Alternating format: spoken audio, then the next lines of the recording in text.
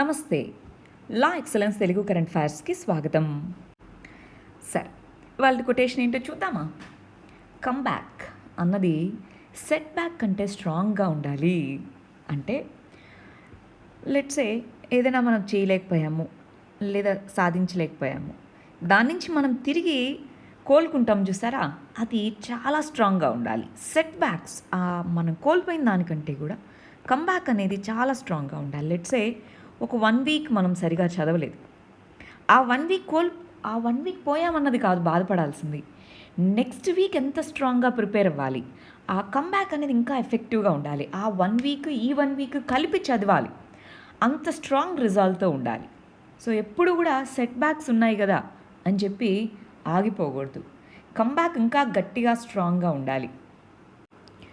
Right, మన first article వచ్చేటప్పటికి election commission of India అనేటటువంటిది జమ్మూ అండ్ కాశ్మీర్ యూనియన్ టెరిటరీకి సంబంధించి డీలిమిటేషన్ చేయడానికి ఏదైతే కమిటీని అపాయింట్ చేశామో ఆ కమిటీ అనేటటువంటిది వివిధ రకాలైనటువంటి ఫ్యాక్టర్స్ని కన్సిడరేషన్లోకి తీసుకుంటుంది అని చెప్తుంది. ఏమేం ఫ్యాక్టర్స్ ఏం తీసుకుంటుంది అది మనం చూద్దాం. ఫస్ట్ ఆఫ్ ఆల్ మనకి ఇక్కడ డీలిమిటేషన్ కమిషన్ అంటే ఏంటి అని తెలుసుకుందాం. డీలిమిటేషన్ కమిషన్ అంటే ఏంటి, జమ్మూ అండ్ కాశ్మీర్కి డీలిమిటేషన్ కమిషన్ ఎందుకు వేయడం జరిగింది, ఆ డీలిమిటేషన్ కమిషన్ వేరే రాష్ట్రాలకు కూడా ఏమైనా వేశారా, ఇప్పుడు ఇక్కడ వేస్తుంటే జమ్మూ అండ్ కాశ్మీర్లో ఏ ఏ కండిషన్స్ తీసుకుంటున్నారు. ఫస్ట్ ఒకసారి ఈ కండిషన్స్ చూద్దాం. ఆర్టికల్లోనే మెన్షన్ చేశారు చూడండి. జమ్మూ అండ్ కాశ్మీర్కి సంబంధించి డీలిమిటేషన్ కమిషన్ అన్నది ఫైనల్ రిపోర్ట్ని సబ్మిట్ చేసేటప్పుడు 2011 యొక్క జనాభా లెక్కల్ని తీసుకుంటుంది. టోపోగ్రఫీ, అక్కడ ఉన్నటువంటి ప్రాంతాన్ని, డిఫికల్ట్ టెర్రైన్ని, మీన్స్ ఆఫ్ కమ్యూనికేషన్ ఎంత ఉంది, వీటన్నిటిని బట్టి కాన్స్టిట్యుయెన్సీస్, డీలిమిటేషన్ అంటే ఏం లేదండి, ఇది ఈ నియోజకవర్గం, ఈ ప్రాంతం ఈ నియోజకవర్గం అలా చెప్పడానికి మనకి కాన్స్టిట్యుయెన్సీస్ ఉంటాయి కదా, ఆ కాన్స్టిట్యుయెన్సీస్ని గుర్తించడము. ప్లస్ ఇదిగో ఈ జమ్మూ అండ్ కాశ్మీర్ యూనియన్ టెరిటరీలో ఇంతకుముందు షెడ్యూల్డ్ ట్రైబ్ మరియు షెడ్యూల్డ్ కాస్ట్కి సంబంధించి రిజర్వేషన్స్ లేవు. ఇప్పుడు ఆ రిజర్వేషన్స్, ఆ కమ్యూనిటీస్కి సంబంధించినటువంటి రిజర్వేషన్స్ ఇచ్చేందుకు ఈ డీలిమిటేషన్ కమిషన్ అనేది వర్క్ చేస్తుంది. ఇంకా ఫైనల్ రిపోర్ట్ ఇవ్వలేదు, ఆ ఫైనల్ రిపోర్ట్లో ఇవన్నీ చూస్తాయి అంటున్నారు. ఇప్పుడు మనకి గుజ్జర్స్ అని, ఇలాగ బకర్వాల్స్ అని, గుజ్జర్స్ అని కొంతమంది ఎస్టీస్, షెడ్యూల్డ్ ట్రైబ్స్ ఉన్నారు. ఆ షెడ్యూల్డ్ ట్రైబ్స్కి ఇన్ని రోజులు మనకి ఈ సీట్స్ అనేటటువంటివి లేవు. సో ఎస్సీస్, ఈ షెడ్యూల్డ్ ట్రైబ్స్ వాళ్ళందరికీ కూడా రిజర్వేషన్స్ అనేవి వీటి కింద వస్తాయి అన్నట్టుగా చెప్తున్నారనమాట. సరే, అసలు ఈ డీలిమిటేషన్ ఏంటి, దాని బ్యాక్గ్రౌండ్ చూద్దాం. పాలిటీలో ఇది ఇంపార్టెంట్ అండి. డీలిమిటేషన్ అంటే ఏంటి, లోక్సభకి స్టేట్ లెజిస్లేటివ్ అసెంబ్లీకి సంబంధించి బౌండరీని గీయాలి ఏవేవి అని చెప్పేసి డీలిమిటేషన్ కమిషన్ అన్నది ఆ పని చేస్తుంది. ఆ ప్రాసెస్లో లోక్సభ స్థానాలు ఎన్నున్నాయి, లెజిస్లేటివ్ అసెంబ్లీ స్థానాలు ఎన్నున్నాయని చూస్తుంది. వాటితో పాటు రిజర్వేషన్స్, ఇదిగో ఈ సీట్లలో వీళ్ళే పోటీ చేయాలలా రిజర్వేషన్స్ ఇస్తుంది. ఆ తర్వాత జనరల్గా అయితే ప్రతి సెన్సస్ అప్పుడు దీన్ని కండక్ట్ చేయాలి, జనాభా లెక్కల రివిజన్ అయినప్పుడల్లా. కానీ మనం ఏం చేస్తున్నామంటే డీలిమిటేషన్ అనేటటువంటిది 1971 పాపులేషన్ బేస్ చేసుకొని మనము లోక్సభకి డీలిమిటేషన్ చేసాం. ఆ తర్వాత పాపులేషన్ కంట్రోల్ అయ్యేంత వరకు చేయకూడదని ఆపేశాం. చూడండి, పార్లమెంట్ అనేటటువంటిది డీలిమిటేషన్ అనేటటువంటి చట్టాన్ని ఆర్టికల్ 82 కింద కాన్స్టిట్యూట్ చేయడం జరిగింది. డీలిమిటేషన్ కమిషన్ అనేది స్టాట్యూటరీ బాడీయే. పార్లమెంట్కి ఇలా ఒక కమిటీని తీసుకొని వచ్చే అధికారాన్ని ఆర్టికల్ 82 ఇస్తుంది. డీలిమిటేషన్ కమిషన్ అనేది ఒక పవర్ఫుల్ ఇండిపెండెంట్ బాడీ. అది ఇచ్చినటువంటి రికమెండేషన్స్ని ఏ కోర్టులో కూడా క్వశ్చన్ కానీ ఛాలెంజ్ కానీ చేయలేము. ఆ విధంగా ఈ డీలిమిటేషన్ కమిషన్ అనేది పనిచేస్తుంది. డీలిమిటేషన్ అనేది అసలు ఎప్పుడెప్పుడు జరిగాయి ఏంటి అన్నది చూస్తే 1952లో ఇండిపెండెన్స్ వచ్చిన తర్వాత మొట్టమొదటి సార్వత్రిక ఎన్నికలప్పుడైనా, ఆ తర్వాత 1963లో, ఆ తర్వాత మధ్యలో కొన్ని స్టేట్స్కి డీలిమిటేషన్ అనేటటువంటి జరిగింది. కొన్ని స్టేట్స్కి డిఫర్ అంటే పోస్ట్ పోన్ చేశారు. వాటికి లాస్ట్ ఇయర్ మనకి డీలిమిటేషన్ కమిషన్ని 4 నార్త్ ఈస్ట్ రాష్ట్రాలు, జమ్మూ అండ్ కాశ్మీర్ యూనియన్ టెరిటరీకి వేయడం జరిగింది. 2019కి ముందు మనకి జమ్మూ అండ్ కాశ్మీర్ రాష్ట్రం, ఆ తర్వాత ఇప్పుడు యూనియన్ టెరిటరీ. దానికి సంబంధించి దానికి అనుగుణంగా ఎన్ని ఇవ్వాలి, ఏంటి, సీట్స్ ఎంత ఉన్నాయి, ఏ సీటు, ఇదిగో ఇంత నియోజకవర్గం ఇక్కడి నుంచి ఈ ప్రాంతం అని గుర్తించాలి కదా, దాన్ని కూడా గుర్తిస్తారు. ఆ విధంగా డీలిమిటేషన్ అనేటటువంటిది చేయడానికి కమిషన్ ఏర్పాటు చేశారు. మరి 2019 తర్వాత జమ్మూ అండ్ కాశ్మీర్ డీలిమిటేషన్ అనేది ఏ విధంగా ఉంది, మనకి ఆర్టికల్ 370ని అబ్రిగేట్ చేశారు. ఆ తర్వాత దానికి ఉన్న స్పెషల్ స్టేటస్ అనేది పోయింది. దాంతో ఈ డీలిమిటేషన్ కమిషన్ అనేటటువంటి దాన్ని తీసుకొని వచ్చారు. 87 సీట్లు అన్నమాట ప్రస్తుతానికి జమ్మూ అండ్ కాశ్మీర్ అసెంబ్లీకి సంబంధించి. దాంట్లో 24 అటు పీఓకే పాకిస్తాన్ ఆక్యుపైడ్ కాశ్మీర్కి వెళ్తాయి. 4 సీట్స్ అనేటటువంటివి లదాఖ్కి వెళ్తాయి. ఇప్పుడు అది సపరేట్ స్టేట్ కదా, సపరేట్ యూనియన్ టెరిటరీ. సో ఇప్పుడు మొత్తం 107 స్థానాలతో 107 ఉంటాయి. దాంట్లో 114 మ్యాక్సిమం ఉండేలాగా డీలిమిటేషన్ తీసుకొని రావాలి అన్నారు. ఇదిగో మనకి గవర్నమెంట్ అనేటటువంటిది 2018లో రిజైన్ చేసినప్పటి నుంచి అక్కడ గవర్నమెంట్ అనేటటువంటిది లేదు. ఇప్పుడు ఈ డీలిమిటేషన్ అనేటటువంటిది వచ్చిన తర్వాత మళ్ళీ ఇప్పుడు ఏమంటున్నారు, మొన్న గుప్కర్ అలయన్స్ అనేటటువంటిది ప్రైమ్ మినిస్టర్ని మీట్ అయినప్పుడు కూడా మాకు ముందు స్టేట్హుడ్ని రెస్టోర్ చేయండి అన్నారు. ఆ స్టేట్హుడ్ని రెస్టోర్ చేసిన తర్వాత మీరు ఇలాంటివన్నీ చేయండి అన్నారు. కానీ గవర్నమెంట్ ముందు డీలిమిటేషన్ ప్రాసెస్ కంప్లీట్ అవ్వాలి అని చెప్పింది. సో ఆ కంటెక్స్లో డీలిమిటేషన్ కమిషన్ అనేటటువంటిది రంజనా ప్రకాష్ దేశాయ్, సో ఈమె నేతృత్వంలో రంజనా ప్రకాష్ దేశాయ్ నేతృత్వంలో డీలిమిటేషన్ కమిషన్ అనేటటువంటిది ఏర్పాటు చేయడం జరిగింది. రైట్, ఇది అవ్వగానే ఎన్నికలు జరగాలి అన్న ఉద్దేశంతో అన్నమాట. నెక్స్ట్ ఇష్యూ పాలిటిక్స్ సంబంధించినటువంటిది. రీసెంట్గా కోఆపరేషన్ మినిస్ట్రీ అనేటటువంటి దాన్ని తీసుకొని వచ్చారు. మనకి క్యాబినెట్ రీషఫల్ జరిగింది. ఆ తర్వాత కొత్త మినిస్ట్రీ అనేటువంటి కోఆపరేషన్ మినిస్ట్రీ అనేది తీసుకొచ్చారు. ఇది రాష్ట్రాల యొక్క హక్కుల్ని హరిస్తుంది, అసర్ప్ అంటే తీసేసుకోవడం అని, రాష్ట్రాల యొక్క రైట్స్ని హక్కులని హరిస్తుంది అన్నట్టుగా అపోజిషన్ అనేది క్రిటిసైజ్ చేయడం మొదలుపెట్టింది. సో ఈ కంటెక్స్లో ఈ విషయాన్ని మేము మాన్సూన్ సెషన్లో, వానాకాలపు సెషన్లో దీన్ని మేము డిస్కస్ చేస్తాము అంటున్నారు. సరే చూడండి, మినిస్ట్రీ ఆఫ్ కోఆపరేషన్ అనేటటువంటిది ఎందుకు క్రియేట్ చేసింది? సహకార్ సే సమృద్ధి అనేటటువంటి థీమ్ని బేస్ చేసుకొని, అంటే సహకారంతోనే మన యొక్క అభివృద్ధి అనేది జరుగుతుంది అని, కోఆపరేషన్ సహకారం. సో సహకార సంఘాలు వీటన్నిటిని ఎంపవర్ చేయడానికి, కోఆపరేటివ్ మూమెంట్ని స్ట్రెంగ్తెన్ చేయడానికి వీటిని మేము తీసుకొని వచ్చామని చెప్తున్నారు. గ్రాస్ రూట్ లెవెల్ వరకు పీపుల్ని చేరడానికి ఇది ఇంపార్టెంట్ అన్నట్టుగా చెప్తున్నారు. ఈజ్ ఆఫ్ డూయింగ్ బిజినెస్ని పెంచడానికి, మల్టీ స్టేట్ కోఆపరేటివ్స్ వాటన్నిటిని ఎనేబుల్ చేసి డెవలప్ చేయడం కోసం ఇవి ఉపయోగపడతాయి. అందుకే సపరేట్ మినిస్ట్రీ అన్నట్టుగా గవర్నమెంట్ అనేది చెప్పడం జరిగింది. కానీ పాలిటీలో ఇది ఎందుకు ఇంపార్టెంట్ అండి? కోఆపరేటివ్ సొసైటీస్ అనేటటువంటి వాటిని మెయింటైన్ చేయడము ఇదంతా కూడా ఎవరి కిందికి వస్తుంది? రాష్ట్రాల పరిధి కిందికి వస్తుంది. అంటే ఇప్పుడు రాష్ట్రాల యొక్క పవర్ని అసర్ప్ చేసినట్ట గమనించండి. స్టేట్స్కి ఆ పవర్ ఉందన్నాం కదా. అంటే ఇప్పుడు సెంటర్ మినిస్ట్రీ తీసుకొని రావడము, అది కూడా ఒక పార్లమెంట్ చట్టం ఏమీ లేకుండా స్టేట్ లిస్ట్లో ఉన్నటువంటి దాని మీద ఇప్పుడు సెంటర్ అనేటటువంటిది చర్యలు చేపడుతుందనే కదా. అలాంటప్పుడు మీరు ఒక క్వశ్చన్ అడగచ్చు, అగ్రికల్చర్ కూడా స్టేట్ లిస్ట్లోనే కదా, మరి అగ్రికల్చర్ మినిస్ట్రీ ఉంది కదా అని. ఎస్, కోఆర్డినేషన్కి ఇంపార్టెంట్. కానీ ఇది తీసుకొని రావడంలో కూడా లీగల్గా అయితే ఏమీ దీంట్లో తప్పులేదు, లీగల్గా ఏమి దీన్ని ఛాలెంజ్ చేయలేరు. కానీ ఎప్పుడూ కూడా కోఆపరేటివ్ స్పిరిట్ అనేటటువంటిది ఉంటే బాగుంటుంది. అంటే కోఆపరేటివ్ ఫెడరలిజంలో సెంటర్ అనేటటువంటిది స్టేట్స్ని కన్సల్ట్ చేసి ఇలాంటి మెజర్స్ తీసుకోగలిగితే అప్పుడు మరి స్టేట్స్ నుంచి వచ్చే సహకారం కూడా ఆ విధంగానే ఉంటుంది. సో కోఆపరేటివ్ ఫెడరలిజం స్పిరిట్తో అయినా సరే ఇది మేజర్ డెసిషన్. ఎందుకంటే స్టేట్స్ యొక్క పరిధిలోకి అది వెళ్తున్నప్పుడు స్టేట్స్ని కన్సల్ట్ చేయాలి.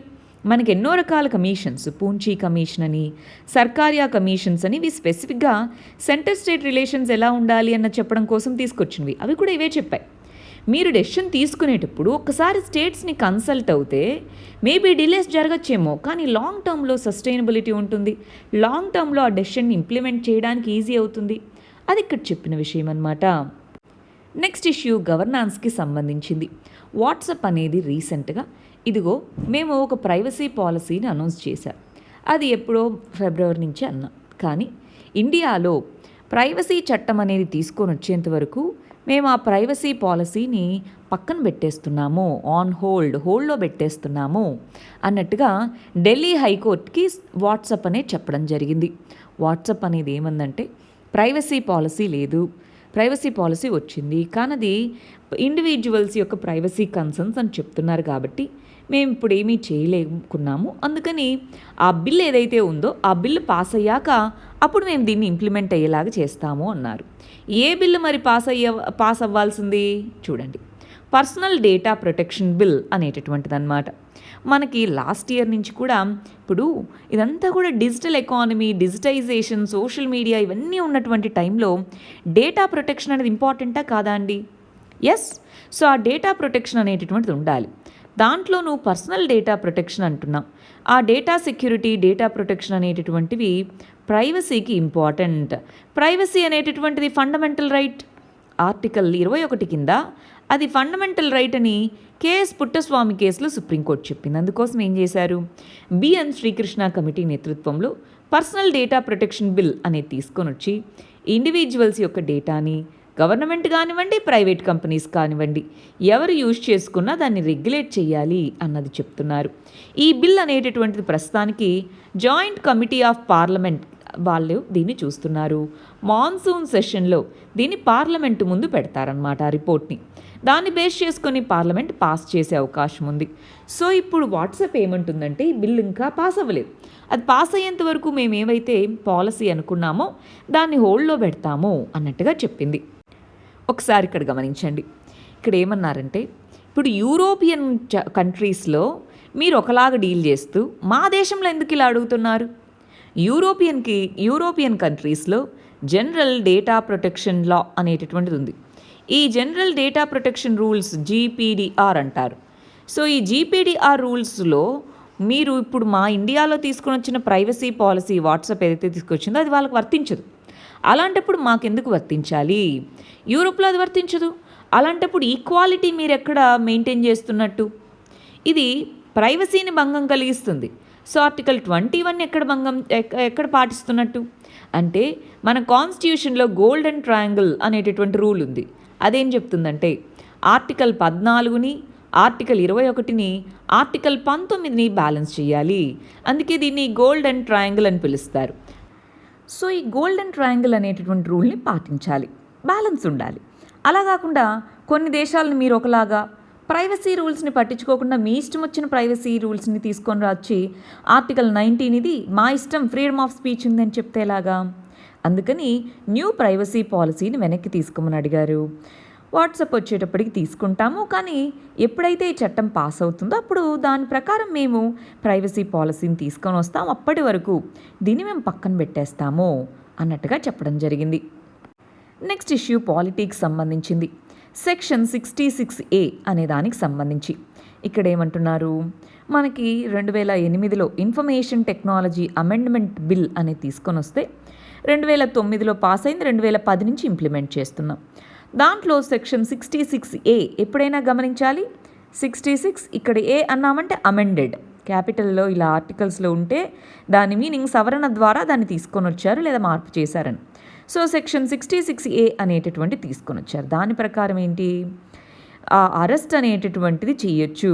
దేనికి సంబంధించి అరెస్ట్ చేయొచ్చు? ఎవరైనా సరే ఈ డెరిగేటరీ కమెంట్స్ ఇవి సోషల్ మీడియాలో చేస్తే అన్నట్టుగా అన్నమాట. అయితే 2012లో శ్రేయా సింగల్ అనే పర్సన్ కేసు వేశారు, అసలు ఈ సెక్షన్ 66A వ్యాలిడా కాదా అని చెప్పి. దానికి 2019లో సుప్రీంకోర్టు అనేది Shreya single versus union of India కేసులో సెక్షన్ 66A అనేటటువంటిది ఆర్బిట్రరీ. డెరిగేటరీ అంటే ఏది డెరిగేటరీ? ఏదైనా డెరిగేటరీయే. అందుకని అది ఆర్టికల్ 19ని వైలేట్ చేస్తుంది కాబట్టి అన్కాన్స్టిట్యూషనల్ కొట్టిపడేసింది. అది కొట్టిపడేసి ఇప్పటికీ 6 సంవత్సరాలు అవుతుంది, అయినా సరే ఇంకా దాన్ని వాడుతున్నారు. మరి ఈ కంటెక్స్లో రీసెంట్గా PUCL, people's union for civil liberties అనేటటువంటిది మీరు చెప్పి ఇన్ని సంవత్సరాలైనా చూసారా వీళ్ళు పాటించలేదు అన్నట్టుగా చెప్పింది. దాంతో ఏమంటుందంటే ఇదిగో చాలామందికి దీంట్లో మార్పులు వచ్చాయన్నది ఫుట్ నోట్లో యాడ్ చేస్తారు సెక్షన్స్లో. సో దానికి సంబంధించి అవేర్నెస్ని కల్పించండి. ఏదైతే ఆర్డర్స్ ఇస్తున్నామో లోవర్ కోర్ట్స్ వరకు దీంట్లో ఈ అమెండ్మెంట్స్ జరిగాయని, ఈ మార్పులు జరిగాయని ఉండాలి. పోలీసులకు కూడా వాళ్ళు ఇన్వెస్టిగేట్ చేసేటప్పుడు, ప్రాసిక్యూట్ చేసేటప్పుడు, ఛార్జెస్ని ఫ్రేమ్ చేసేటప్పుడు కొత్తగా ఏమేమి మార్పులు వస్తున్నాయని తెలియాలి. అంటే కోర్టు యొక్క జడ్జిమెంట్ ఏంటి, ఆ కోర్టు జడ్జిమెంట్ అనేటటువంటిది ఏ విధంగా ఈ పర్టికులర్ మార్పుకి, ఏ విధంగా ఈ సెక్షన్స్లో మార్పుకి దారితీసింది, ఆ విషయంలో ముందు అవేర్నెస్ ఉండాలి. అంతేనా? అది ఇంపార్టెంట్, అది తీసుకొని రావాలి అన్నట్టుగా చెప్తున్నారు సుప్రీంకోర్టు. నెక్స్ట్ ఇష్యూ పాలిటిక్స్ సంబంధించింది. మనకి కంపారిటివ్ కాన్స్టిట్యూషన్ అని, కంపారిటివ్ పాలిటీ అని ఉంటుంది. దాని ప్రకారం ఏంటి అంటే ఇండియాలో డెమోక్రసీ ఉంది కాబట్టి మనం డెసిషన్స్ డిలేతో తీసుకుంటున్నాం. అదే చైనాలో అనుకో వాళ్ళ దగ్గర ఎందుకు వాళ్ళంత డెవలప్ అవుతున్నారంటే వాళ్ళ నిర్ణయాల్లో డిలే కావు అని చెప్తూ ఉంటారు. సో అందుకని కొంత లెఫ్ట్ లీనింగ్, ఈ మధ్య రైట్ లీనింగ్, అన్ని ఐడియాలజీస్ ఉన్న వాళ్ళు కూడా అథారిటేరియనిజం అనేటటువంటిది కరెక్టేమో అన్నటువంటి దీనికి రావడం, వరల్డ్ లీడర్స్ కూడా కొంతవరకు ఆ భావనతో ఉండేలాగా ఉండడం, ఇవన్నీ ఉన్నాయి. కానీ ఇక్కడ ఫండమెంటల్ డెమోక్రసీ, ప్రజాస్వామ్య వ్యవస్థ అనేటటువంటిది ప్రతి ఒక్కళ్ళు వాళ్ళకి ఇష్టం వచ్చింది చెప్తూ ఉంటారు. అది కంప్లీట్గా తెలుసా తెలీదా అన్నది కాదు, బట్ చెప్తూ ఉంటారు. అంటే ఎస్పెషల్లీ ఇండియా లాంటి కంట్రీస్లో డైవర్సిటీ ఎక్కువ. సో అప్పుడు ఒక లీడర్ కనిపించింది, లేదా ఒక గ్రూప్ ఆఫ్ పీపుల్ నుంచే ఒక లీడర్ ఎన్నికవుతారు.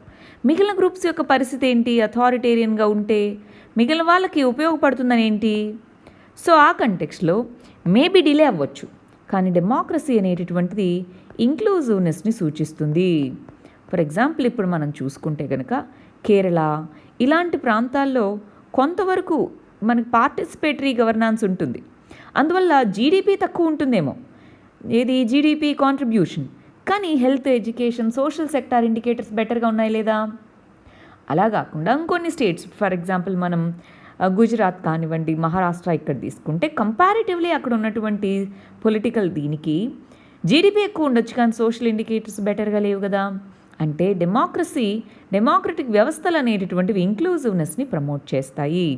డిఫరెన్స్ ఆఫ్ ఒపీనియన్ ఉంటుంది, స్లోగా దాని నుంచి కన్సెన్సస్ తీసుకొని రావచ్చు. లేదంటే అథారిటేరియన్ రెజీమ్ అనేటటువంటిది మనం చూడడానికి ఐడియాలజికల్ బాగానే ఉంటుంది, కానీ అక్కడ గవర్నమెంట్ చెప్పింది అది నచ్చలేదు అంటే ఫ్రీడమ్స్ ఉండవు కదా. సో మనం చైనా లాగా కాదు, ఇండియాకున్న పరిస్థితులు వేరే. మన యొక్క డైవర్సిటీ కానివ్వండి, ఇవన్నీ వీటన్నిటిని దృష్టిలో పెట్టుకోవాలి. డెమోక్రసీ నాయిసీనే, ఎవరిష్టం వచ్చింది వాళ్ళు మాట్లాడతారు, కానీ అది కూడా మంచిదే. ఆ డైవర్సిటీ ఇది లేకపోతే టెన్షన్స్ మొదలవుతాయి. ఇప్పుడు చైనాలో అంటే అందరూ ఒకే కల్చర్స్ అనేవి చాలా సిమిలర్, డైవర్సిటీ తక్కువ. కానీ మనకు అలా కాదు కదా, రీజనల్గా కానీ అన్ని విధాలుగాను డైవర్సిటీ ఉండడం అనేది డెమోక్రసీకి important. Next issue Himalayan yaks, జడల బర్రెలు అంటాం మనం తెలుగులో. సో వాటికి ఇన్సూరెన్స్ స్కీమ్ని ఒకటి తీసుకొని వచ్చారు అని చెప్తున్నారు. ఎన్విరాన్మెంట్లో బయోడైవర్సిటీ వైజ్గా చూస్తే ఇంపార్టెంట్. ఈ హిమాలయన్ యాక్ పాపులేషన్ ఓవరాల్గా 58,000 ఉంది మన ఇండియాలో. Ladakh union territory, Jammu and కాశ్మీర్లో 26,000, ఆ తర్వాత అరుణాచల్ ప్రదేశ్లో, ఆ తర్వాత సిక్కిం, హిమాచల్ ప్రదేశ్, వెస్ట్ బెంగాల్, ఉత్తరాఖండ్, ఈ రాష్ట్రాల్లో యాక్ పాపులేషన్ అనేది ఉంది. మరి ఈ కంటెక్స్లో ఎందుకని వీటిని ప్రొటెక్ట్ చేయాలి, ఎందుకని ఇలా విధమైన ఇన్సూరెన్స్ స్కీము? లాస్ట్ కొన్ని ఇయర్స్గా మనం గమనిస్తే 2012 నుంచి 2019 ఒక 7 సంవత్సరాల్లోనే దీని యొక్క పాపులేషన్ అనేది 24% తగ్గింది. 24% అనేటటువంటి తగ్గిందనమాట. ఈ కంటెక్స్లో వీటికి ప్రొటెక్షన్స్ కల్పించాలా, వీటి సంఖ్య పెంచేలాగా చర్యలు తీసుకోవాలా? సో ఇవి యాక్చువల్గా ఇవి అక్కడ ఉన్నటువంటి లోకల్స్కి ట్రాన్స్పోర్ట్ గాను వివిధ రకాల అడ్వాంటేజెస్ ఉన్నాయి వీటితో. అంటే వీటితో ఉండేటటువంటి లోకల్ ఎకానమీకి ఇది యూస్ఫుల్, బయోడైవర్సిటీకి యూస్ఫుల్, అందుకోసం వీటిని పెంచాలి. దానికోసం ఏ విధంగా ఈ స్కీమ్ తీసుకొచ్చారో ఒకసారి చూద్దాం. చూడండి, హై ఆల్టిట్యూడ్ యాక్స్ అనేటటువంటివి క్లైమేట్ చేంజ్ వాటి యొక్క ఇంపాక్ట్ని ఫేస్ చేస్తున్నాయి. వెదర్ ప్యాటర్న్స్లో మార్పులు రావడం వాటిలో అన్నమాట. ఈ కంటెక్స్లో యాక్ పాపులేషన్ తగ్గుతూ వస్తుంది. 2019లోనే 500 ఇవి చనిపోయావన్నమాట ఒక్క రెయిన్ఫాల్ టైంలోనే. సో ఆ కంటెక్స్లో అసలు ఈ ఇన్సూరెన్స్ పాలసీ ఏ విధంగా ఉపయోగపడుతుందో చూద్దాం. అంటే ఓనర్స్ వీళ్ళు ఏదైనా వెదర్ కెలామిటీస్ కానీ, మిస్హ్యాప్స్ కానీ, డిసీజెస్, రాయిడ్స్ ఇలా ఏది వచ్చినా సరే వాటి నుంచి కొంత ప్రొటెక్షన్ అనమాట. ఈ ఇన్సూరెన్స్ పాలసీలో ఇయర్ ట్యాగ్ చేస్తారు, ఆ తర్వాత వాటిని ఒకటి డిస్క్రైబ్ చేస్తారు. ఈ క్లెయిమ్స్ అనేటటువంటివి చేసుకోవచ్చు అనమాట. 15-day పీరియడ్లో చనిపోతే 15-day పీరియడ్లో మనకి ఈ పర్టికులర్ అమౌంట్ అనేటటువంటిది, ఇన్సూరెన్స్ అమౌంట్ అనేది ఓనర్స్కి వచ్చేలాగా. దాని ద్వారా ఏమవుతుంది, కొంతవరకు వాటి సంఖ్య పెరగడానికి అవకాశం ఉంటుందా లేదా, ఇది ఎందుకులే రిస్కీ అనుకోకుండా కొంత ఇన్సూరెన్స్ కల్పించడం వల్ల ఎక్కువ మంది వీటిని పెంచడానికి అవకాశం ఉంటుంది. అందుకోసం ఈ ఇన్సూరెన్స్ స్కీమ్ అనే దాన్ని తీసుకొచ్చారు. నెక్స్ట్ ఇష్యూ ఇంటర్నేషనల్ రిలేషన్స్కి సంబంధించింది. శ్రీలంక మరియు చైనా ఈ రెండింటి మధ్య రిలేషన్షిప్ అనేది ఎకనామికల్గా ముందుకెళ్తున్నా సరే శ్రీలంకన్ సిటిజన్స్లో కొంత హెజిటేషన్ వచ్చింది అంటున్నారు. ఒకసారి గమనించండి, రీసెంట్ రిలేషన్ కనుక మనం ఈ రెండు దేశాల మధ్య ఉన్న రిలేషన్ని గమనిస్తే $2 బిలియన్ లోన్ రూపంలో ఇచ్చింది, కరెన్సీ స్వాప్ అగ్రిమెంట్ చేసుకుంది, సినోఫార్మ్ వ్యాక్సిన్స్ అనేటటువంటివి అందించింది. అదే కాకుండా పాండమిక్ టైంలోనే కాదు, ముందు కూడా చాలా ప్రాజెక్ట్స్ అనేవి కట్టింది. అయినా సరే పబ్లిక్లో దీని మీద క్వశ్చన్స్ అనేవి రైజ్ అవుతున్నాయి. ఎందుకని మనకి ఫస్ట్ గమనించండి, కొలంబో పోర్ట్ సిటీ, దీన్ని కొంతమంది చైనీస్ కాలనీ అని కూడా పిలుస్తున్నారు. అంటే ఇప్పుడు ఈ కొలంబో పోర్ట్ సిటీ ప్రాజెక్ట్ ఇప్పుడున్న గవర్నమెంట్ ద్వారానే కాదు, ముందు నుంచి కూడా ఉన్నింది. కానీ ప్రాపర్గా నెగోషియేషన్స్ చేపట్టడం, అన్ని పార్టీస్ అన్ని రకాల కమ్యూనిటీస్తో ఇదిగోండి ఇది అని చెప్పడము, దీని బదులు కొలంబో పోర్ట్ సిటీ బిల్ని చిన్న మెజారిటీతో పాస్ చేయడం అదొక ఇష్యూ. రెండోది శ్రీలంకని సిన్హలీస్ అంటే మేజర్ ఎథ్నిక్ గ్రూప్ సిన్హలీస్ అన్నమాట. సిన్హలీస్ బుద్ధిస్ట్ కంట్రీగానే ఎక్కువగా పరిగణిస్తూ ఉంటుంది చైనా. సో దానివల్ల తమిళ్ సెంటిమెంట్స్, తమిళ్ ఇష్యూస్ అనేటటువంటివి ఇక్కడ అరైజ్ అనేటటువంటిది అవ్వడం. మూడోది ఎకనామిక్ డైమెన్షన్స్, అంటే వివిధ రకాలైనటువంటి గూడ్స్ వాటికి సంబంధించి కాంపిటీటర్గా. ఇంతకుముందు ఇది ప్రొయాక్టివ్గా ఉండేది, ఇది ఉండేది, దగ్గర నుంచి కాంపిటీషన్, మా దగ్గర వీళ్ళ జాబ్స్ అన్ని తీసేసుకుంటున్నారు, ఇటువంటి కాంపిటీషన్ అనేది పెరగడం.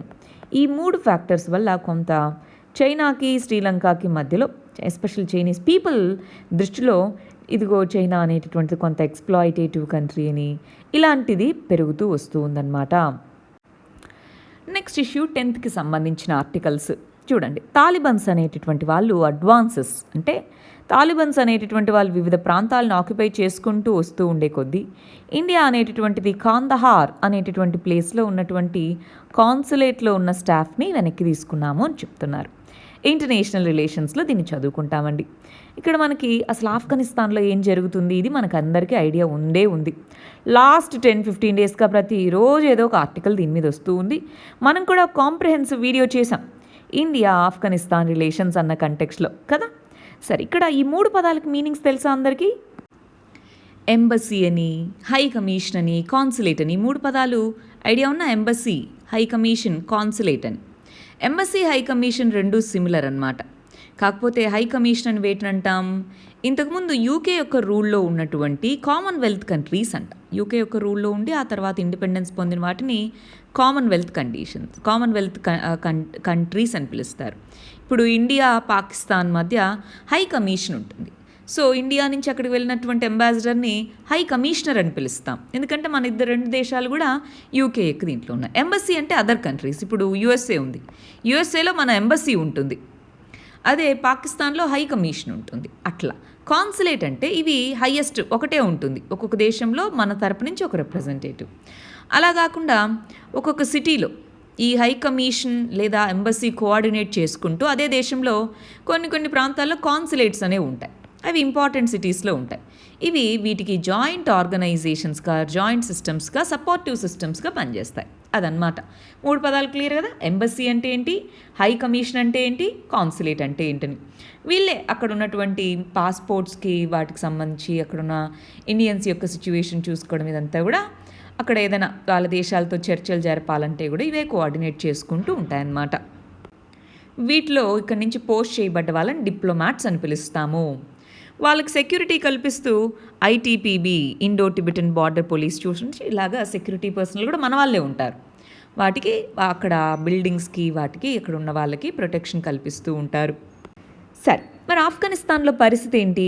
అక్కడి నుంచి కాందహార్ అనే ప్లేస్ నుంచి మన వాళ్ళని వెనక్కి తీసుకొచ్చాం. ఎందుకని? మనం ఏమన్నామంటే కోవిడ్-19 అన్నాం.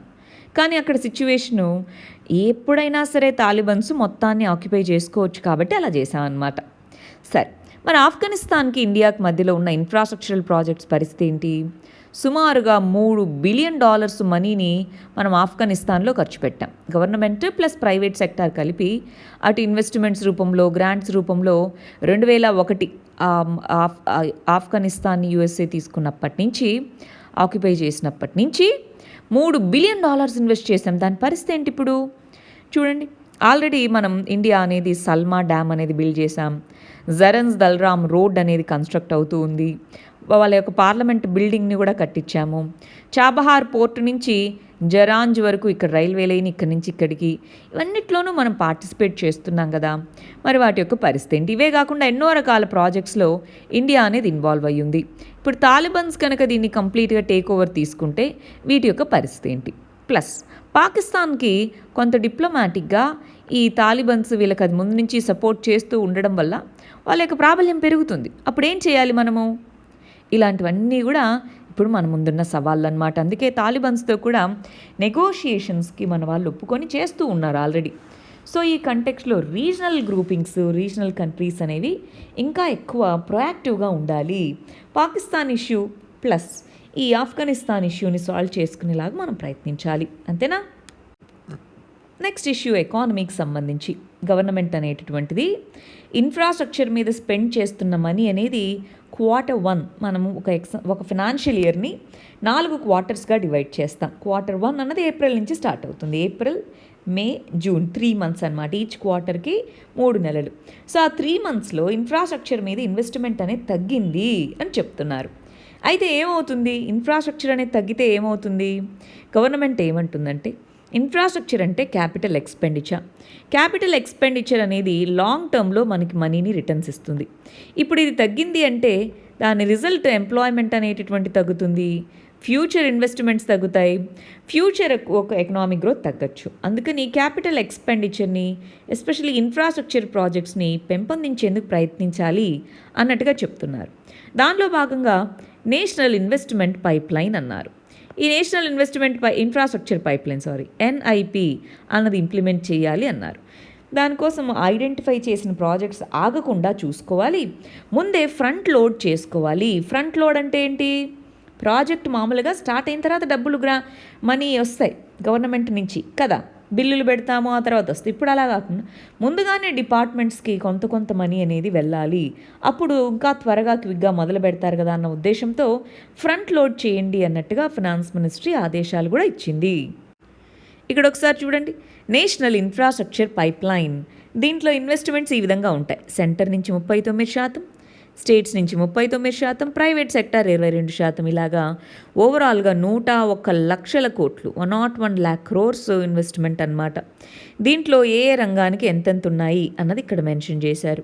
ఎనర్జీ, రోడ్స్, ఇరిగేషన్, మొబిలిటీ అంటే transport, railways, digital infrastructure, ports, airports, వీటన్నిటి మీద. ఓవరాల్గా మనం చూస్తే ఇన్ఫ్రాస్ట్రక్చర్ అనేది ఎసెన్షియల్ సర్వీసెస్ ప్రొవైడ్ చేసేవి కొన్ని, గ్రీన్ ఇన్ఫ్రాస్ట్రక్చర్ అని, బ్లూ ఇన్ఫ్రాస్ట్రక్చర్ అని, grey infrastructure, human resources human infrastructure, ఇలాగా వివిధ కేటగిరీస్లో మనం డివైడ్ చేస్తాం. ఈ ఇన్ఫ్రాస్ట్రక్చర్ మొత్తాన్ని కూడా డెవలప్ చేసుకోగలగాలి. ప్రస్తుతానికి నేషనల్ ఇన్వెస్ట్మెంట్ పైప్లైన్ అనేది ఏదైతే గవర్నమెంట్ చెప్తుందో అది ఓన్లీ మనకి హార్డ్ ఇన్ఫ్రాస్ట్రక్చర్ గురించి మాత్రమే.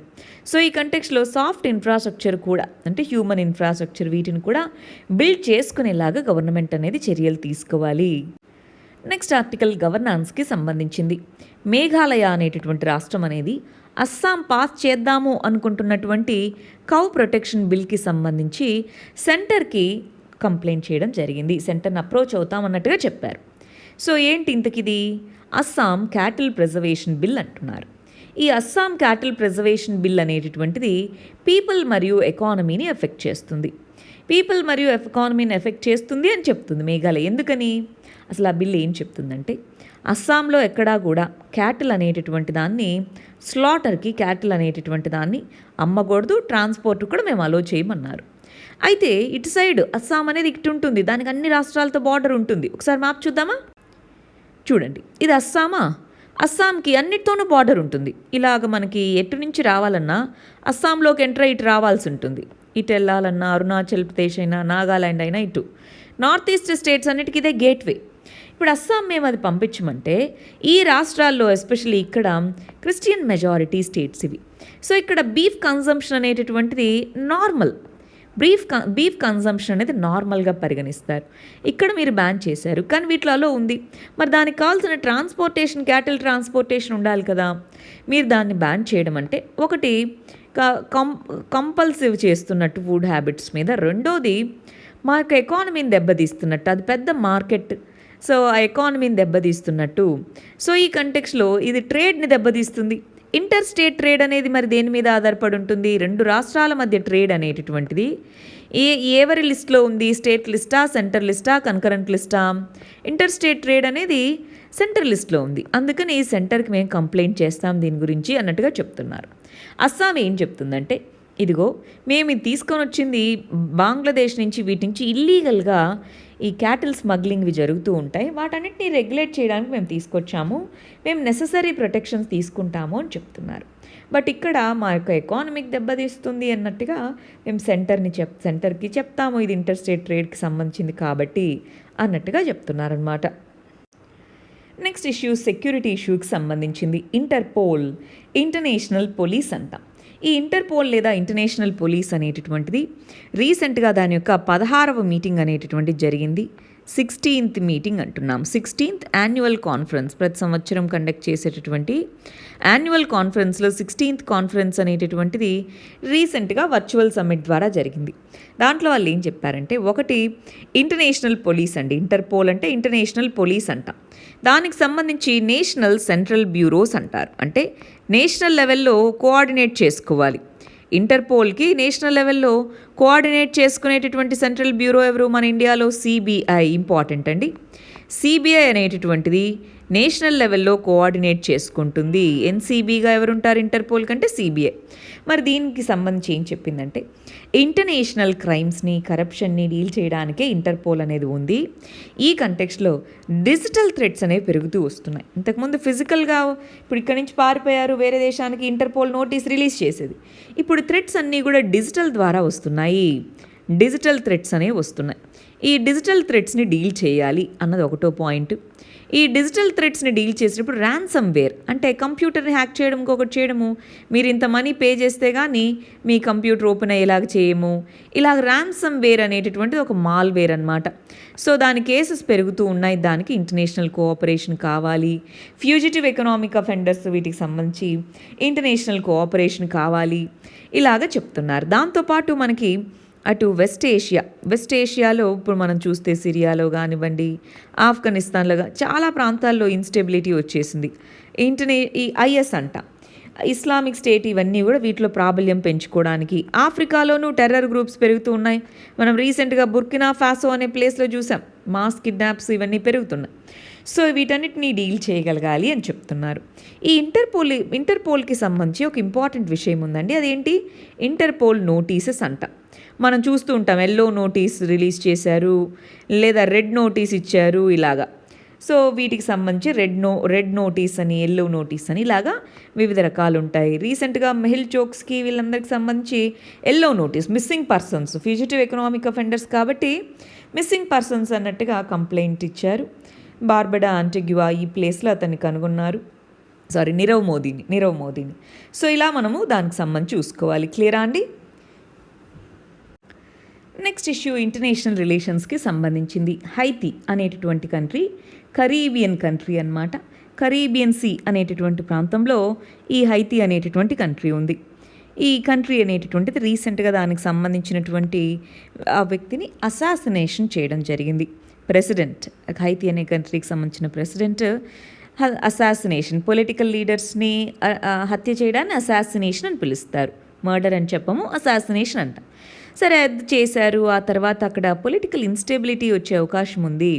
సో ఈ కంటెక్స్లో హైతీ అనేటటువంటిది యుఎన్ని ఇన్స్టెబిలిటీ పెరుగుతూ వస్తుంది, మీరే దీంట్లో హెల్ప్ చేయాలి అన్నట్టుగా చెప్పడం జరిగిందనమాట. అంటే వీళ్ళు రిక్వెస్ట్ పంపించిన యుఎన్ అనేది అంత క్విక్గా రెస్పాన్స్ అవ్వలేదు. సో ఎంత వీలైతే అంత త్వరగా ఈ పర్టికులర్ ఏరియాలో అన్సర్టనిటీని తగ్గించి కొంత స్టెబిలిటీ తీసుకొని రావాలన్నది question.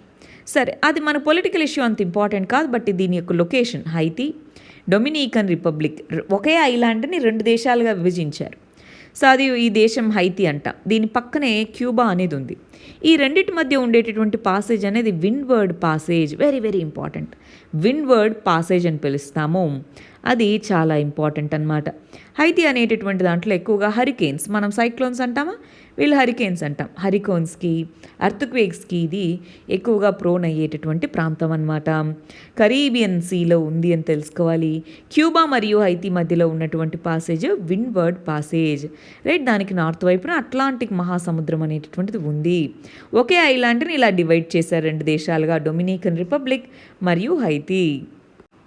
Next issue science and టెక్నాలజీకి సంబంధించింది. మన ఇండియన్ ఆరిజిన్ పర్సన్ అయినటువంటి శిరీషా బండ్ల, ఈమె 3rd ఇండియన్ ఆరిజిన్ ఉమెన్ కాబోతున్నారు.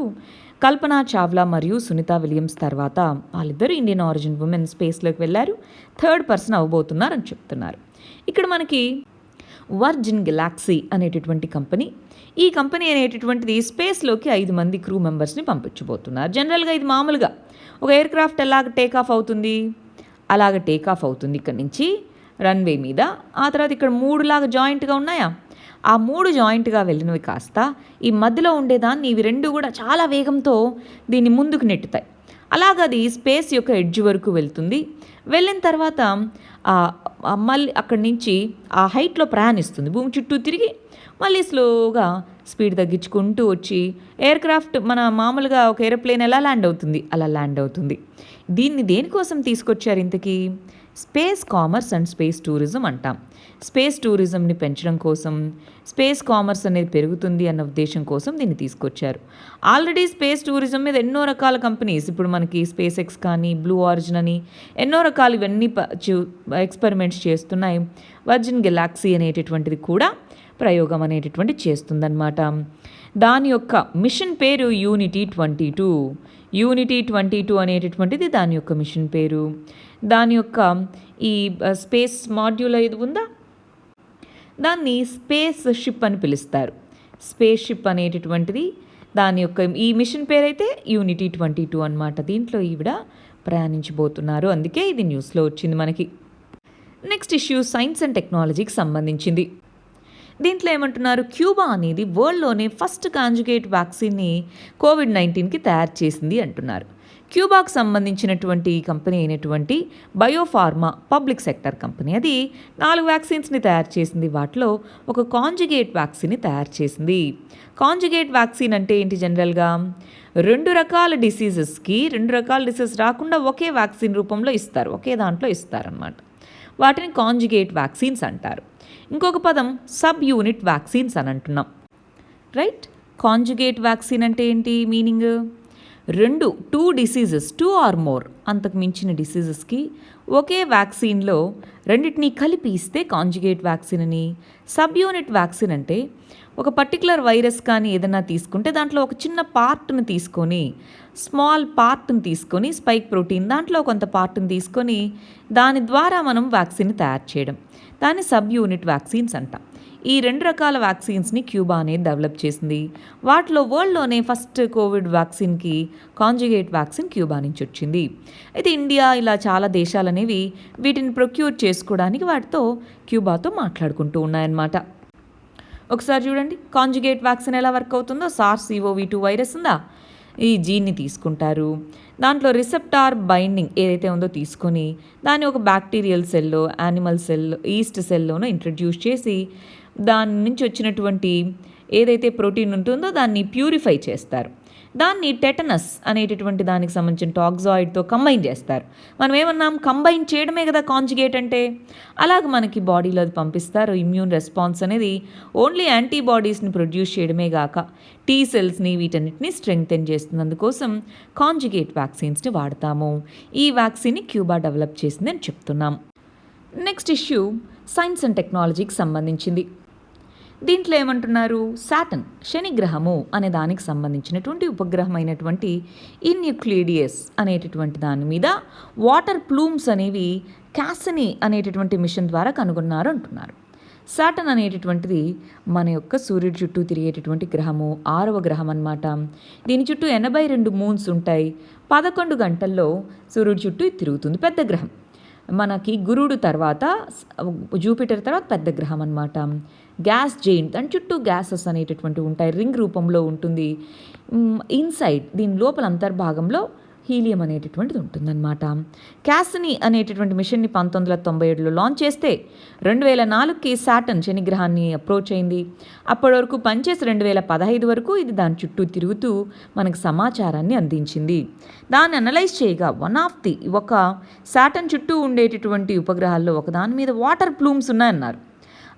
అయితే అక్కడ మైక్రోబ్స్ ఏమైనా ఉండుండాలి, లేదా అక్కడ అర్త్ మీద కంటే అదర్ ప్రాసెసెస్, భూమి మీద ఉండేదానికంటే వాటర్ ప్లూమ్స్ని ఫామ్ అయ్యి చేసే దాంట్లో అదర్ ప్రాసెస్ ఏమైనా ఉండుండాలి. ఆ రెండిటి కోసం మరి సైంటిస్టులు ఇంకా పరిశోధనలు జరుపుతారు అన్నట్టుగా ఇక్కడ చెప్తున్నారు. క్యాసినీ మిషన్ అనేటటువంటిది సాటర్న్ శని గ్రహాన్ని దీన్ని చేయడం కోసం తీసుకున్నదన్నమాట. నెక్స్ట్ ఇష్యూ గవర్నాన్స్కి సంబంధించింది. ఇక్కడ అన్లాఫుల్ యాక్టివిటీస్ ప్రివెన్షన్ చట్టం అనేది ఎందుకంత స్ట్రింజెంట్గా ఉంటుంది, దాని కింద బెయిల్ తీసుకోవడం ఎందుకంత కష్టము అని అడుగుతున్నాం. ఇక్కడ మనకి ఒక ఇంపార్టెంట్ సెక్షన్ ఉందండి, సెక్షన్ 43D సబ్ క్లాజ్ 5 అంటున్నాం. ఈ సెక్షన్ ప్రకారం బెయిల్ అనేటటువంటిది గ్రాంట్ చేయాలి అంటే ప్రైమా ఫేసే ఆ పర్టికులర్ పర్సన్ ఏమీ చేయలేదు అని బిలీవ్ అవ్వాలి. లేదు కోర్టు కనుక ప్రైమా ఫేసే అతని మీద ఆరోపణలను నిజం అయ్యుండొచ్చు అని బిలీవ్ చేస్తే బెయిల్ గ్రాంట్ చేయదు. సుప్రీంకోర్టు అంది అది కనుక ఒకవేళ ప్రైమా ఫేసే అనేటటువంటిది లేకపోతే బెయిల్ ఇవ్వచ్చు అన్నారు. కానీ దాన్ని ప్రూవ్ చేసుకునే బర్డన్ మళ్ళీ ఎవరి మీద పడింది, అక్యూజ్డ్ మీద పడింది. సో అందువల్ల ఇది కాంప్లెక్స్ అన్నమాట బెయిల్ అనేటటువంటిది. ఇంతకుముందు దీనికి ముందు పోటా చట్టం అని ఉండేది, సో దాన్ని తీసేశారు, ఆ తర్వాత ఇది వచ్చింది. అయినా సరే చాలా స్ట్రింజెంట్ చట్టము. టెర్రరిజం, నక్సలిజం వీటిని ఎదుర్కోవడం కోసం ఈ అన్లాఫుల్ యాక్టివిటీస్ ప్రివెన్షన్ యాక్ట్ అనే దాన్ని తీసుకొని వచ్చాం. అందువల్ల దీని కింద ప్రొవిజన్ స్ట్రింజెంట్గా ఉంటాయి. సో దీన్ని చూసి జాగ్రత్తగా వాడాలి. ఇదే పర్పస్ కోసం తీసుకొచ్చాం, దానికే వాడాలి. నెక్స్ట్ ఇష్యూ గవర్నాన్స్కి సంబంధించింది, మేక్ ద టూ ప్రాజెక్ట్ అనేటటువంటిది. సో ఈ ప్రాజెక్ట్కి సంబంధించి అటు తమిళనాడు ఇటు కర్ణాటక మధ్యలో గొడవ అనేటటువంటి ముందు నుంచి ఉంది గొడవ, ఇప్పుడు మళ్ళీ కంటిన్యూ అవుతుంది అని చెప్తున్నారు. రీసెంట్గా ఏమన్నారు కర్ణాటక చీఫ్ మినిస్టర్ అంటే, బెంగళూరుకి సంబంధించి వాటర్ అనేటటువంటిది కావాలి, ఆ వాటర్ కోసం ఈ ప్రాజెక్ట్ని ఎంత వీలైతే అంత త్వరగా కంప్లీట్ చేయండి అన్నట్టుగా చెప్పారు. మరి దీన్ని తమిళనాడు అనేది క్రిటిసైజ్ చేసింది. అసలు మీరు ఎలాగ దీన్ని తీసుకొని వస్తారు అన్నట్టుగా అడిగారు. దాంతో మినిస్ట్రీ ఆఫ్ జల్ శక్తికి చెప్పి అసలు ఇంకా సెంటర్ క్లియరెన్స్ కూడా ఇవ్వలేదు, మీరు ఎలా తీసుకొని వస్తారు అన్నారు. తమిళనాడుకి మేమేమి నష్టాన్ని కలిగించము, ఎంత వాటర్ రిలీజ్ చేయాలో అంత రిలీజ్ చేస్తాము, కావేరీ వాటర్ అగ్రిమెంట్ కింద ఎంతైతే ఒప్పుకున్నామో అంత రిలీజ్ చేస్తాం. మనకి కావేరీ వాటర్ మేనేజ్మెంట్ అథారిటీ అనేది ఉంది. ఆ కావేరీ వాటర్ మేనేజ్మెంట్ అథారిటీతోనే కన్సల్ట్ అయ్యి ఇస్తామంటున్నారు. మంత్లీ ఇంత రిలీజ్ చేయమన్నారు, అది రిలీజ్ చేస్తాము అని చెప్తున్నారు. కానీ రెండు రాష్ట్రాల మధ్య గొడవలు అయితే మొదలయ్యాయి. మరి ఈ కంటెక్స్లో దీని గవర్నాన్స్లో అసలు ఏ విధంగా ఇలాంటి వాటర్ డిస్ప్యూట్స్ ప్రాజెక్ట్స్ వీటిని సాల్వ్ చేయొచ్చో చూద్దామా. సార్ జాగ్రఫీ పాయింట్ ఆఫ్ వ్యూలో కూడా ఈ కావేరీ రివర్ బేసిన్ ఏంటి, దానికి సంబంధించి ఈ డ్యామ్ కడితే ఏమవుతుంది, ఇవి చూసేద్దామా. ఇది కావేరీ బేసిన్ అన్నమాట. కావేరీ నది అనేటటువంటిది ఇదిగోండి ఇక్కడి నుంచి మొదలై వివిధ రకాలైనటువంటి దానికి ట్రిబ్యూటరీస్ అనేటటువంటివి ఉన్నాయి. అవన్నీ యాడ్ అవుతూ వచ్చి మనకి బే ఆఫ్ బెంగాల్లో అది కలుస్తుంది అనమాట. దాని మీద ఎన్నో రకాల డ్యామ్స్ ఉన్నాయి. మెట్టూరు డ్యామ్ అని, కృష్ణరాజ్ సాగర్ డ్యామ్ అని, హరంగి డ్యామ్ అని, ఇలాగ రకరకాల హేమావతి డ్యామ్ అని, ఇలా హనుమంత్ తీర్థ అని, కృష్ణరాజ్ సాగర్ అని వివిధ రకాలైనవి ఉన్నాయన్నమాట. సో ఇప్పుడు ఏం చేస్తున్నారంటే ఇక్కడ అంటే ఈ మన బార్డర్కి దగ్గరలో తమిళనాడు మరియు దీని యొక్క బార్డర్కి దగ్గరలో ఒక ప్రాజెక్ట్ కట్టాలి అన్నది ఇదిగోండి మేకదత్తు అన్నది ఇది కర్ణాటక, ఇది తమిళనాడు అయితే ఇక్కడ కట్టాలి అని కొన్ని కిలోమీటర్స్ దూరంలోనే. సో ఇక్కడ నుంచి వాటర్ అనేది ఈ సిటీస్కి వీటికి వదులుతాము, ఆ తర్వాత మీరు వాడుకోవచ్చు కదా అన్నట్టుగా. అయితే వీళ్ళు ఏమంటారు, మీరు దాన్ని యూజ్ చేయడం వల్ల ఎక్సెసివ్ యూజ్ అవుతుంది, ఇక్కడ డిపెండ్ అయ్యి ఎంతోమంది ఫార్మర్స్ అదర్స్ ఉన్నారు, వాళ్ళ పరిస్థితి ఏంటి, అది తమిళనాడు అడుగుతున్న క్వశ్చన్. ఈ కంటెక్స్ట్లో చూడండి ఒకసారి, ఈ కంటెక్స్లో మనం ఏం తెలుసుకోవాలంటే ముందు నుంచి ఎప్పటి నుంచో కావేరీ డిస్ప్యూట్ ఉంది, దానికి సంబంధించి సుప్రీంకోర్టు అనేది దాన్ని సాల్వ్ చేసి ఈ విధంగా దానికి ఒక వర్డిక్ట్ అనేటటువంటిది ఇచ్చింది, వాటర్ ఇలా వాడుకోండి అని. ఎన్నో రకాల ఇంటర్స్టేట్ వాటర్ డిస్ప్యూట్స్ ఉన్నాయి, వీటన్నిటికీ ఒక పర్మనెంట్ కమిషన్ ఉండాలి. అంటే ఇప్పుడు మనకు ఒక పర్మనెంట్ కమిషన్ ఉండి దాని దగ్గర ఈ ప్రాజెక్ట్ పర్మిషన్ తీసుకొని ఉంటే అది ఒకటి డిలే అయ్యేది కాదు, రెండు కాంట్రవర్సీస్ తగ్గేవి. సో ఆ కంటెక్స్లో ఇంటర్స్టేట్ వాటర్ డిస్ప్యూట్స్ అనే వాటికి ప్రాపర్గా చూడాలి. మనం ఏం చేశామంటే మన ఛానల్లో ఇంటర్స్టేట్ రివర్ వాటర్ డిస్ప్యూట్స్ అన్న దానికి సంబంధించి ఒక వీడియో ప్లేస్ చేయడం జరిగింది, ఒకసారి అది చూస్తారా. మరి మన ఫైనల్ ఇష్యూ వచ్చేటప్పటికి ఇమ్యూన్ సిస్టమ్కి సంబంధించి COVID-19 కర్బ్స్ అంటే రెస్ట్రిక్షన్స్ ఉన్నాయి కదా, ఇవి తీసేయగానే ఇమ్యూన్ సిస్టమ్ ఎలా వర్క్ అవ్వచ్చు అన్న దాని గురించి మాట్లాడుతూ ఒక ఇంపార్టెంట్ పదం చెప్పడం జరిగింది. అదేంటి, ఇమ్యూనిటీ డెట్ అంటున్నాం. ఇమ్యూనిటీ డెట్ అంటే ఏంటి అంటే మనము నాన్ ఫార్మాస్యూటికల్ ఇన్వెన్షన్స్ అంటారు, NPI అని. నాన్ ఫార్మాస్యూటికల్ ఇంటర్వెన్షన్స్ అంటే మనం మాస్క్ ధరించడము, ఇంట్లోనే ఉండడం, బయటికి వెళ్లకుండా ఉండడం, ప్రాపర్ శానిటైజేషన్ ఇవన్నీ ఫేస్ చేస్తున్నాం. మామూలుగా ప్రతి సీజన్లోనూ ఇన్ఫెక్షన్స్ వస్తూ ఉంటాయి, వైరస్లు ఇవన్నీ మనకి ఇన్ఫెక్షన్ వస్తూ ఉంటుంది, దాని ద్వారా ఇమ్యూనిటీ బిల్డ్ అవుతూ ఉంటుంది. కానీ ఇప్పుడు మనం అసలు బయటికి వెళ్ళకపోవడం, ఇంట్లోనే ఉండడం, మాస్కులు ఇవన్నీ ధరించడం, వీటి వల్ల ఆ కామన్గా మనకు వచ్చే ఇన్ఫెక్షన్స్ రాలేదు. సో ఇప్పుడు సడన్గా అన్లాక్ చేస్తే అందరూ బయటకు వచ్చేస్తే కోవిడ్ తగ్గచ్చు, కానీ మిగిలిన ఇన్ఫెక్షన్ సడన్గా పెరిగే అవకాశం ఉంటుంది. అంటే ఆ ఇమ్యూనిటీలో డెట్ అనేటటువంటిది ఉండిపోయాము ఈ నాన్ ఫార్మాస్యూటికల్ ఇంటర్వెన్షన్స్ వల్ల. ఎస్పెషల్లీ చిన్నపిల్లల్లో కూడా మదర్స్ నుంచి చిన్నపిల్లలకి ఆ యాంటీబాడీస్ అనేవి వస్తాయి వాళ్ళు పుట్టినప్పుడు పాలు తాగినప్పుడు. సో ఇప్పుడు ఇమ్యూనిటీ డెట్ ఉండడం అనేది స్పెషల్గా రీసెంట్గా న్యూ బార్న్ బేబీస్లో ఎక్కువ ఇంపాక్ట్ అనేది చూపించే అవకాశం ఉంటుంది. ఇమ్యూనిటీ డెట్ అంటే ఏంటి? ఆ ఇమ్యూనిటీ డెట్ అనేది ఏం చేస్తుందో అర్థమైందా? రెస్పిరేటరీ డిసీజ్ అనేది పెరుగుతుంది. దాంట్లో ఆర్ఎస్వి అంటారు చూడండి. ఆర్ఎస్వి అంటే రెస్పిరేటరీ సింటికల్ వైరస్ అని పిలుస్తున్నా. సో ఈ కేసెస్ అనేటటువంటి వరల్డ్ వైడ్గా పెరుగుతూ ఉన్నాయి. సో ఇటువంటి కంటెక్స్లో నాన్ ఫార్మాస్యూటికల్ ఇంటర్వెన్షన్స్ అనేవి కోవిడ్-19 తగ్గచ్చు, మిగిలినవి పెరిగే అవకాశాలు ఉన్నాయి. Higher rates of respiratory disease పెరుగుతున్నాయన్నట్టుగా రీసెంట్ డేటా చెప్పింది. ఈ కంటెక్స్లో వీటిని కూడా దృష్టిలో ఉంచుకొని జాగ్రత్తలు ముందు నుంచే తీసుకోగలగాలి. ఇవి మన ఆర్టికల్స్ అండి. లాస్ట్ వీడియో నేను ఇంకా అప్లోడ్ చేయలేదు, అది అప్లోడ్ చేస్తాను. Thank you very much. All the very best.